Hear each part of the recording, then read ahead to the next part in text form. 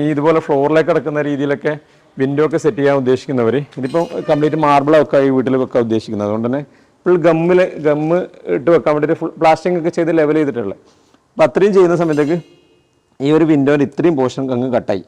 ഇനിയിപ്പം ഇതിൽ മാർബിൾ ഏകദേശം ഗമ്മും വരുന്ന സമയത്തേക്ക് ഇറ്റാലിയൻ മാർബിളാണ്, ഏകദേശം 20 mm തിക്നെസ്സോളം ഉണ്ട്. അപ്പോൾ അതും കൂടി വരുന്ന സമയത്തേക്ക് ഏകദേശം ഒരു ഇഞ്ച് കൂടി പോകും. അപ്പോൾ വിൻഡോൻ്റെ ഈ ഒരു താഴത്തെ ഭാഗം ഈ ഒരു കറക്റ്റ് ഒരു ഇതിൽ അളവിൽ കിട്ടൂല. അപ്പോൾ ഈ ഒരു പോർഷൻ എപ്പോൾ ചെയ്യുന്ന സമയത്തേക്ക് കുറച്ച് പൊക്കിയിട്ട് ചെയ്യാൻ വേണ്ടി ശ്രമിക്കുന്നത് നന്നാവും. അപ്പോൾ ആദ്യമേ പ്ലാസ്റ്ററിങ്ങിന് മുമ്പേ ഈ വർക്കൊക്കെ എടുക്കുന്നവർക്ക്, ബ്രിക്ക് വർക്ക് ചെയ്യുന്ന സമയത്തേക്ക് തന്നെ നമ്മൾ വിൻഡോസൊക്കെ വെക്കുന്നവർക്ക് പ്രശ്നം വരുന്നത്.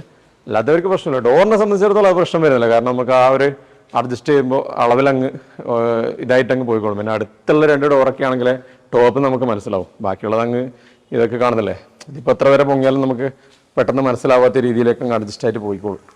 അപ്പോൾ അതുകൂടെ ഒന്ന് ജസ്റ്റ് ശ്രദ്ധിച്ചോട്ടെ. ഞാൻ ഈ വീഡിയോയിൽ കൂടി ഒന്ന് പറഞ്ഞു പോയതേ ഉള്ളൂ.